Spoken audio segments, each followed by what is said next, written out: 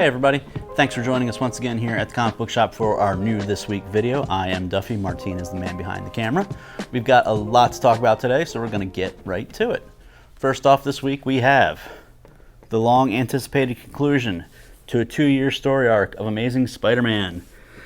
So, as mentioned before in previous video, Peter did something or was involved in something super terrible and awful, and which kind of got him on the outs with a lot of the other heroes, and it's looking like he is responsible for somebody falling.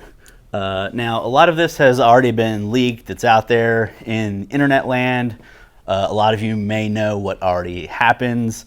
Due to respect for everyone who is actually reading it and doesn't want spoilers, we're not going to flip through the book. We're not going to give anything away, but this is the big conclusion of a 2-year story arc here, where Peter did some bad business. If you're coming into the shop this week, please, no spoilers. Thank you. Along those lines, look, we have the spoiler variant cover. But again, we're not going to open up the cover. We're not going to show the spoilers, but we do have this fancy spoiler variant. Even Pete himself gives a little PSA here. Yeah. Just be, just don't be jerks. Not everyone's read it yet, and some people aren't going to read it right away, so. So, looking forward to that. Next up, we have DC Pride, one shot. This is an anthology of some awesome stories featuring some awesome creators. June is Pride Month. So DC wanted to get the ball rolling early on the last day of May, seeing as literally the Wednesday's the last day of May. But this is an anthology of some great stories with some really fascinating characters, all LGBT characters. I don't know if the entire creative team is LGBT, but definitely some prominent LGBT creators in the lineup here. Art looks great. The stories are great. There's an intro from Jorge Jimenez. This is definitely going to be a great pickup for this week.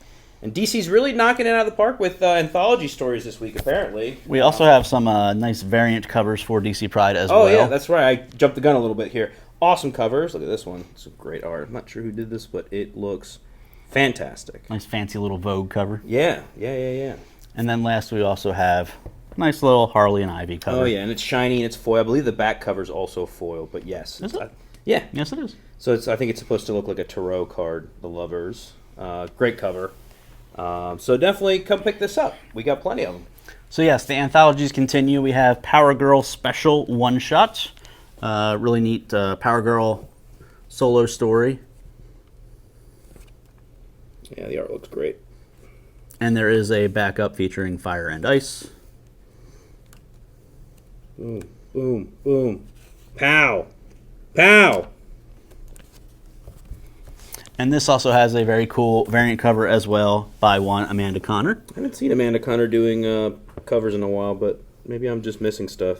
So we also have Ape and Kitty. Nice. Amanda Conner has done some Gargoyle variant covers. And speaking of gargoyles, look, gargoyles.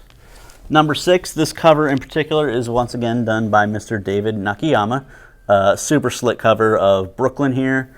I believe this is, as number 6, the conclusion of the current story arc. I've been reading this myself. It's been very good for anyone who enjoyed the cartoon back in the day, or if you're just a 90s kid. This has been a lot of fun. Great reminiscence of Gargoyles back in the day. Really enjoyable. Current story arc. Other clan members of the Gargoyles have a baby.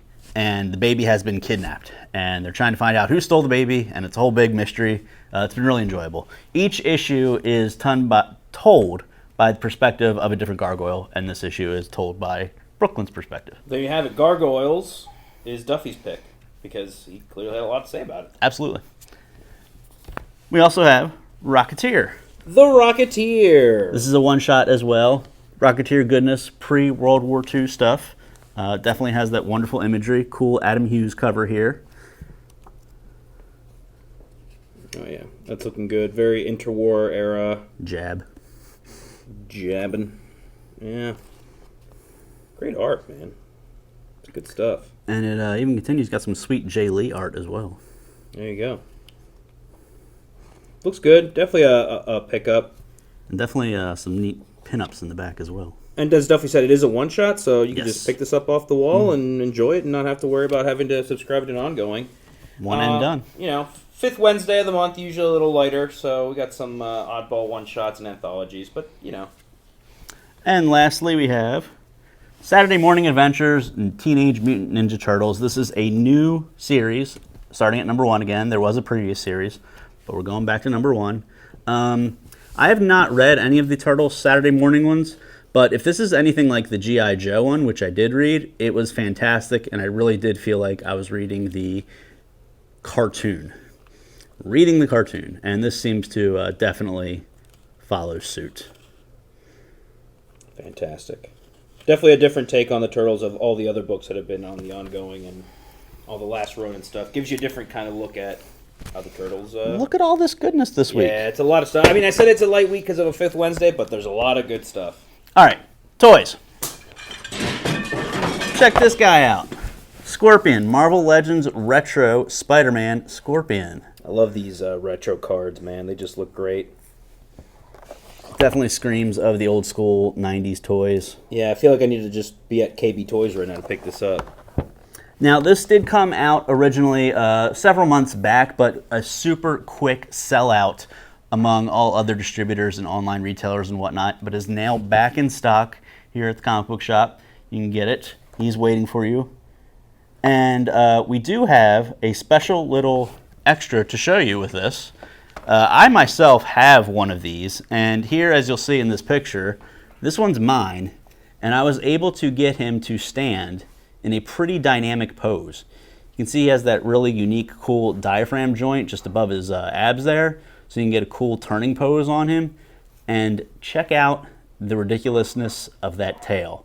That thing just goes on forever. Almost twice his height. Pretty much. And again, he is freestanding here. He's not leaning on anything. I don't use the tail to prop him up. This is 100% standing on his own. This is a really awesome figure with a lot of super cool articulation. So there you go. Pick this guy up, and you will not be disappointed. Next we have for you, G.I. Joe 112 Collective Destro is here. It's a cool box. Yeah. Looks good. Destro the enemy. And we also can show you him out of package. Oh, sneak peek. So look, here's all his little extra bits, all his extra hands, little jewel medallion there. Well, won't want to stay in. Stay in. Got the glossy silver or the metallic silver finish on the face. Chrome dome there. Yep. Chrome, yeah. Lots of extra hands, lots of accessories. Batteries are included. Nope, that's the back part here. We got more. There's more. Yeah, there's more. Nice stand. Sweet guns. You can't have Destro without having a briefcase full of more guns. Yeah. So apologies for the glare. It's a little tricky with the shiny plastic, but it's a great looking figure. So we got him here at the shop.